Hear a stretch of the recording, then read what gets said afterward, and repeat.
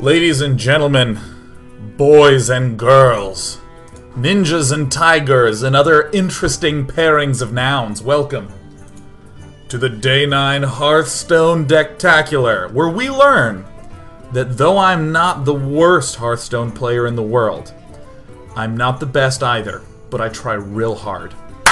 In today's episode, we're going to talk a little bit about the Midrange Druid. What does it mean? I certainly don't know, but we're going to pretend that I do for the next 90 minutes.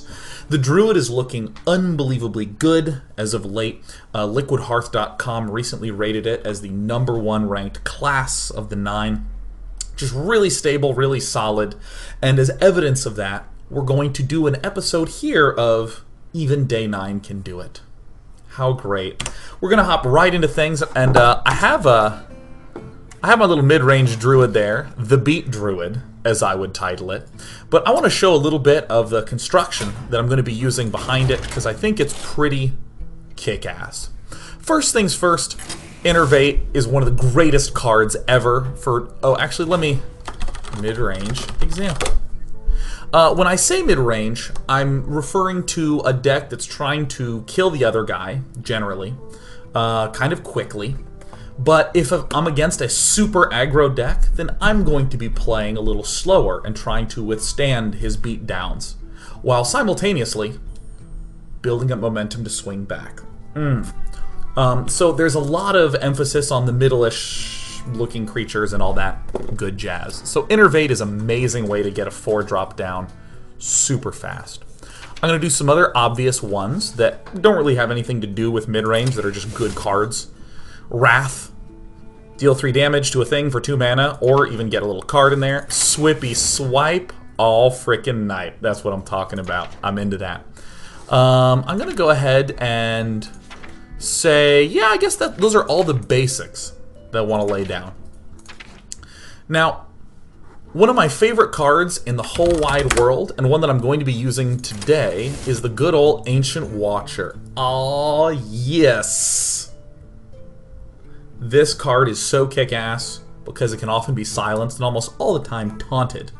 And I just want to let you know that it's going to be a big piece coming up. We're going to look at some of the other important 4-drops that we'll be tossing out there. So, first and foremost, our Mega Beater, Chillwind Yeti. Hell yeah. Totally kick-ass card. Love it. What's another great mid-range? Keeper of the Grove. Can silence things, deal 2 damage. It's a warm body. Loving it. We're going to go ahead and throw in the Druid of the Claw. Even got a golden one. It makes me quite happy to see that. Yeah, that's what I'm talking about. These are just really good big threats. What I also want to begin throwing in there is some more of the durable beatdown creatures. For instance, an Argent Squire is pretty durable because of the Divine Shield, but it's a little bit low on the curve. I think the most durable low threat is the Harvest Golem, because it gets 2 of itself.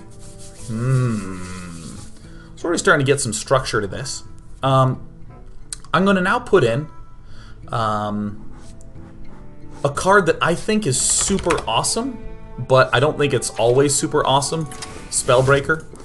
This is again another big 4-drop threat. 4/3. Also silences, great way to break through a taunt. But this is kind of how I was starting with, is just a structure. I mean, I could go for the Owl, the 2/1 silence, but again, we're mid-range, damn it. We want to beat down in his face fast. So now, this is where we start to say things like, wait a minute, Keeper of the Grove is 4 silence effects. Spellbreaker is 4 silence effects. Oh yeah, Ancient Watcher, get in me. If we also look at more of the scariness that's happening on the ladder as of now, we see that there's a lot of charge-based decks. The Warrior, Hunter, and Paladin have a lot of charge, so I like Sunfury Protector as a thing to give an Ancient Watcher taunt, or to give a Harvest Golem taunt, and I'm happy to do the taunt on just one guy. I don't care about having it on 2 so much. For Defender of Argus, when I originally built this, I had 2, but I just don't like having 2. It just seems to stink. it just kind of stinkers. So I put in 1, and I kind of like the way that's been feeling. For a while, I was trying to run also Senjin Shieldmaster, because it's like a pretty durable 4 cost, and it's a taunt. But what I was finding is that I was casting a 4-drop on turn 4, and a 4-drop on turn 5. So I leveled up and got myself a single Azure Drake in there. Not 2, but just, I don't know. I don't know if I should be putting more in there, but I like putting in just 1. Just as something to sort of fill up the higher end of things. Also, there's a couple of cards that I like to run. One of Starfall is really good for killing one big thing. If you're against a more control-y thing, great at slamming down against the super aggro decks, along with Swippy Swipe. And there was, I think, some more Druid cards that are fundamental to this. Oops, I went past. Alright, here's something that I think is fun to frickin' mental. Ancient Allure, hell yeah. Draw 2 cards, that's what I'm talking about. Cenarius, hell yeah. Give your other minions +2/+2 or summon 2 Treants, that's what I'm talking about. Love it. And what were the other ones I put in there? Oh, yes. Because I'm playing a lot of dudes that are pretty good and pretty durable, pow, I want to run a Savage Roar. Even if I only have 2 creatures out, it's still just 6 damage out of nowhere for 3. So I like that a lot. I especially like it in combo with Force of Nature. Just works super well. And I don't need these 2 together. If I do get them together, then for 9 mana, I can deal 14 damage out of nowhere. But I don't need to do them together. Now, all of a sudden, if I'm looking at this curve, I'm seeing I have pretty steep on the 4 drops, but again, keep in mind that I have Innervate, so I can cast some of these as turn 2 thingies. I just put in a Cairn because he's just excellent. He's just freaking amazing. And for a 30th card, I wasn't really sure what I wanted to put in there. I hate Tankmaster over Spark. I hate it. I hate it. I'm not saying it's bad. I'm saying I hate it. How many times has Rag not turned into a squirrel when you needed it to? Yeah, I know it's basically getting silenced in -3/-3, but you always want a squirrel. 100%. You need your squirrels. So I'm not going to worry about getting a Tankmaster in there. I prefer to have something a little bit more awesome. I like Sylvanas in this. I don't always like Sylvanas. Part of me wants to run a King Mukla because who doesn't find that funny? But I only have 3 legendaries in this. So good. I might run another Ragnaros instead of Sylvanas. Nah, I don't know. I'm not that interested in Nat Pagal. I don't like him either. He's amazing. He's insane. Nat Pagal is so good. I also keep calling him Pat Nagel. But seriously. Nat Pagal? Hate Nat Pagal. Anytime I cast Nat Pagal, he doesn't go fishing. Anytime my opponent casts Nat Pagal and I kill it, and it didn't go fishing, I feel good. So I want to make sure that I'm on the other end of that. And yeah, so here's the mid-range that I've been working with, and it's been working really, really well. The Ancient Watcher has 7 ways to activate. I have 4 silence effects among the Spellbreaker and the Keeper of the Grove. 1 from Defender of Argus and 2 from Sun Fury Protectors. So let's go to battle, baby. Now, pretty sure these are the same.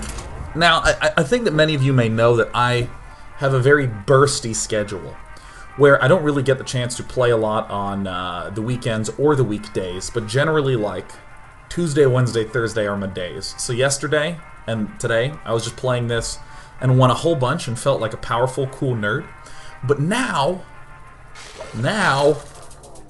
is the time to test.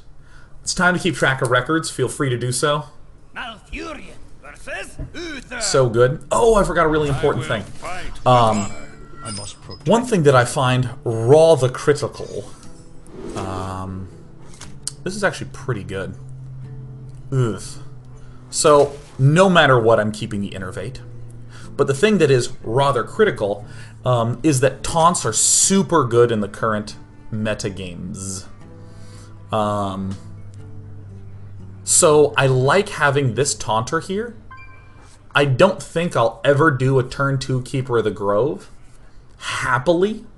I mean, I'll do it, but I won't be thrilled. I want like a turn 4 Yeti. I kind of want to toss this back and hunt for something better. I think I'm going to keep this because Innervate's insane. I almost always want that. Keeper of the Grove is really good versus aggro, but okay, I guess. Swipe's always solid to have, but I'd prefer to have other dudes. Okay, so that kind of makes me happy to be able to have that. What I'm hoping he does is goes Coin and Knife Juggler. We can pray. My greetings. My greetings. Uh-oh. Alright. He's doing the charges. He's large and in charge. Here is where I am elated to throw this down. I'm already 95% sure what deck he's running. Because most people just look at the top deck lists and run those. I'm generally running whatever Eric and Case and I chat about. This deck is something that I've been fiddling with for a while, and this is sort of the equilibrium that I hit. And I like this. I like the way that this plays. I like the way that this feels. I'm probably just going to pop out my Keeper of the Grove. I think, yeah, I mean, I don't think there's any reason not to do this.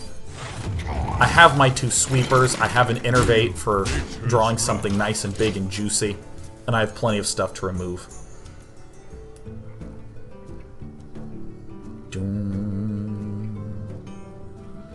So, there's some discussion about hero powering the original Murloc, the 2/1 dude. And let's see here. Which one do I want to pop with it?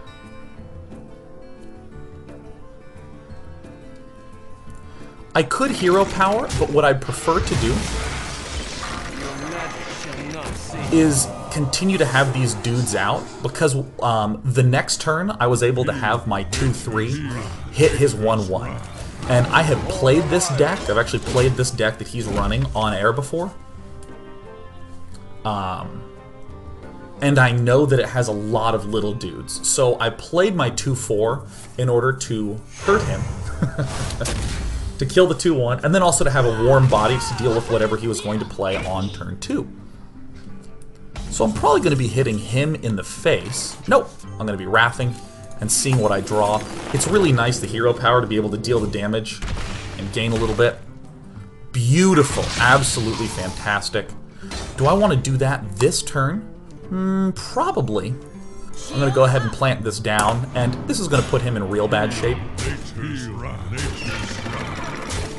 So before I was talking about how this deck will tend to be, well, I mean, like any mid-range deck in a card game, I'm playing aggressive versus a control deck, and then I'm playing very control-y against an aggressive deck.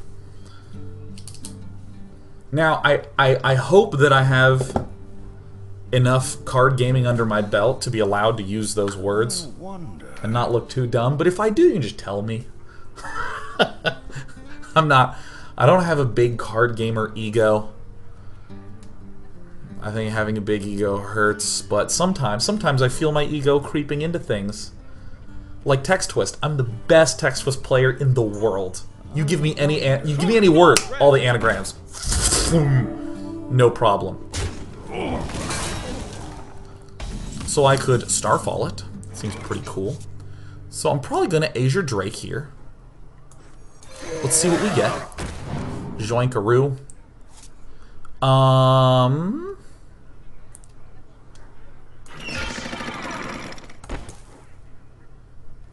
Let's see here. I think this is the best play, because he's almost certainly dead. Very hard for him to win, especially when I have a Starfall in hand. I was wondering if maybe I should play the Ancient Watcher, but I don't really see a huge reason to. He's at 7 mana, which means he can't cast a Lay on Hands this turn. He already used his coin. But, I mean... Give me the Devil Sore! Give me all your Devil Sores. Give me more Devil Soar. Victory. 1 for 1.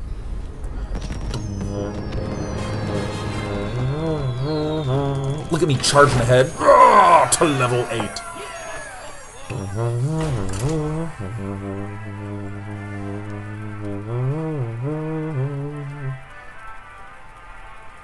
I got that song stuck in my head. That's track 3 from the album Glaciers by Blue Sky Black Death. Oh, Super Seed points out that he could Guardian of Kings. He was at 3 health, so he would have gone back up to 9. And then I had 1, 2, 3, 4, 5, 6, 7, 8, 9, 10 on the board, so.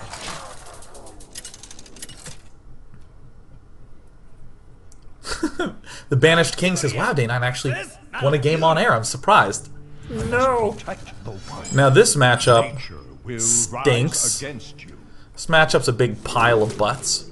Azure Drake I almost never want in my starting hand. These two are great in the starting hand. Ancient Watcher has a lot of activations.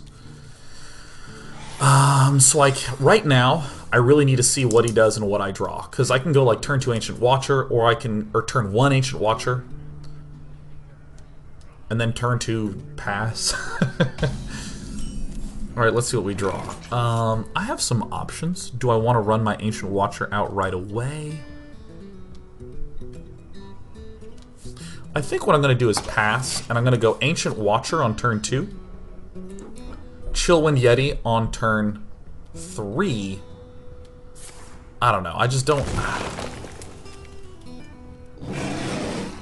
Well, that's specifically what I'm trying to do.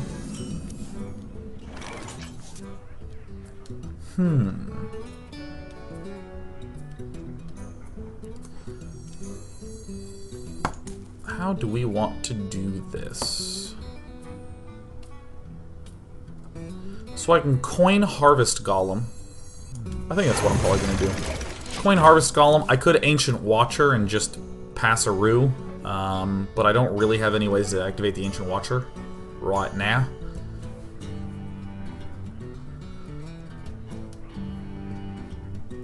I could also go Watcher Golem Yeti. For some reason I didn't even consider that, but... Okay, well that kinda stinkers. I'm hoping he hits it and then uses his 4/5. Excellent. Here, I just think it's a very clear Wrath. I have a lot more cards. They're a little bit more of my higher casting costy duders. Alright, excellent. He's playing a Harvest Golem. I haven't drawn any taunts or silences yet. I think this is a really clear play. Just run the Yeti out. I can run the Druid out as well. I have a Starfall as well.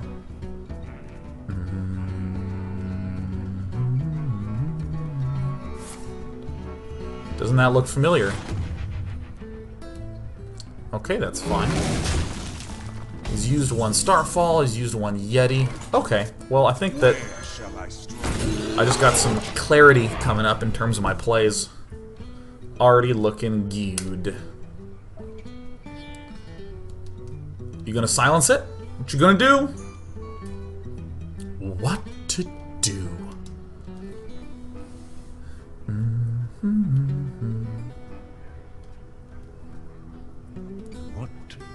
It seems like we're running the exact same thing. Okay, I suppose.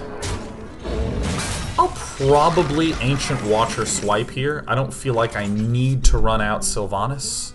I could also Starfall, I could also Sylvanas, and he'd probably trade his whole board for it. So I don't think that's good to run Sylvanas out. This is, I think, going to be very solid. I also can hold Sylvanas back if I want.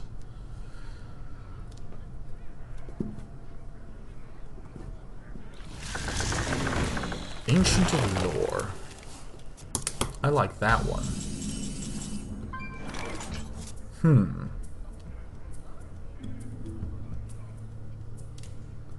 I don't quite have enough to do all the things I want to do, but I think it's Sylvanas time. I can Starfall and pop him in the face. That seems a little weak. I have no time for Let's get my girl out there. Let's get Sylvanas up on this.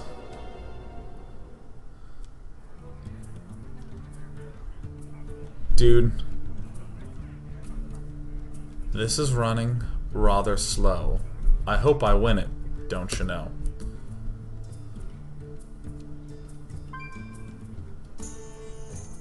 For some reason... Wait. Wait a minute. This time for sure. Here comes a Devilsaur. Boom! Devilsaurus Rex.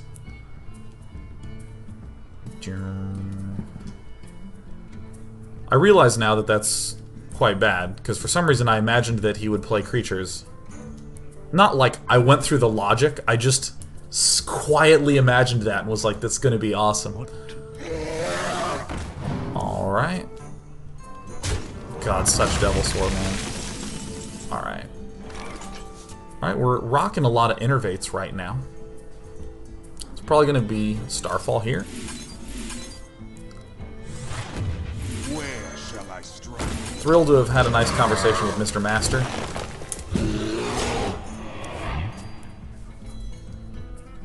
I'm not entirely sure why he did that when he was just gonna trade. Brutal. So that's a clear misplay with Sylvanas upon reflection, but it seems so good at the time. Ooh, I know what I want to do to that Drake. Oh, he's going to deal 4 damage. He's going to trade Mr. Master. Alright. Here's where I top deck the silence effect. Here's where it comes. Here's where it comes. Oh! Oh, we got the T's en route. Still nothing's really happening. Oh! And the silence steps in. Welcome to the club. Pow! Oh, it feels so good.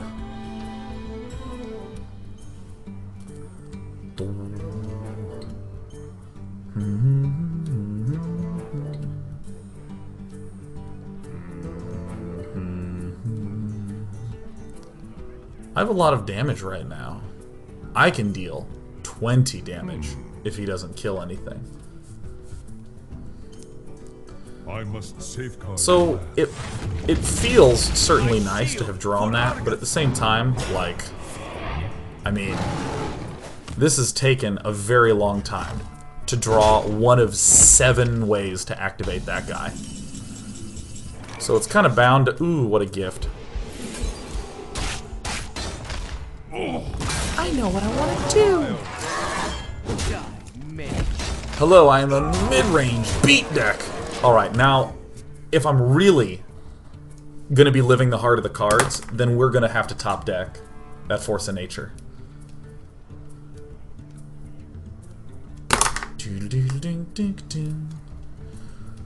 So if his best play last turn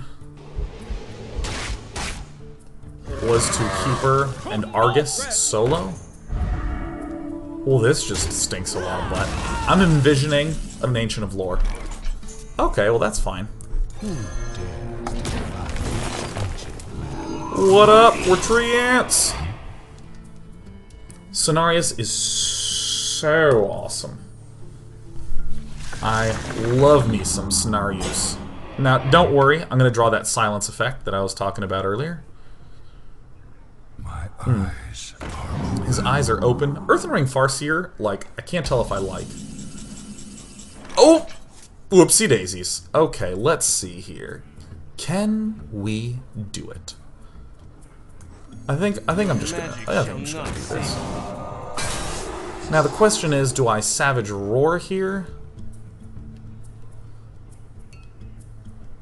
I can pop here, I can hit there and fall to 3. I think I'm happier with that. If I Savage Roar here...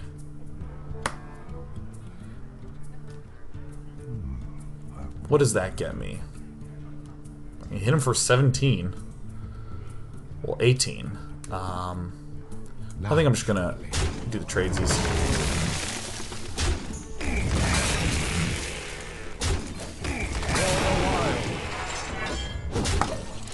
So left in my deck, I still have The Defender of Argus to Sun Furies. I've used both my Spellbreakers. I have the Keeper in there. Got one Yeti.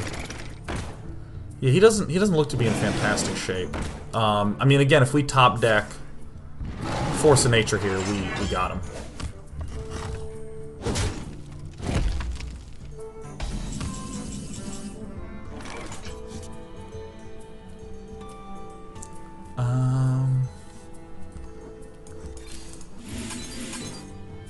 Kind of want to do this.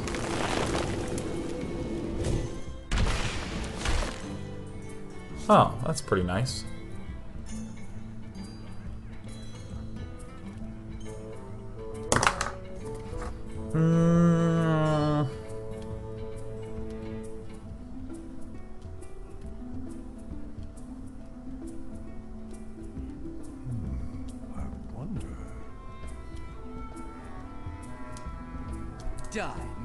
So I can hit like this.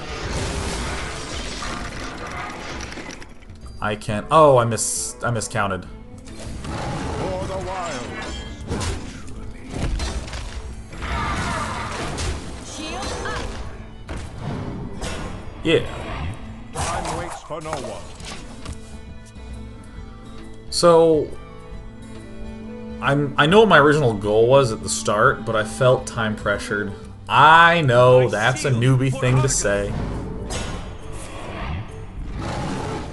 So I felt the pressure of the time. It's okay, we're gonna top deck an Ancient Allure here. Maybe it was better to just trade off everything. Oh, do we get him? Yeah. No. 1, 2, 3, 4. On top is 18. Yeah, nice. Okay.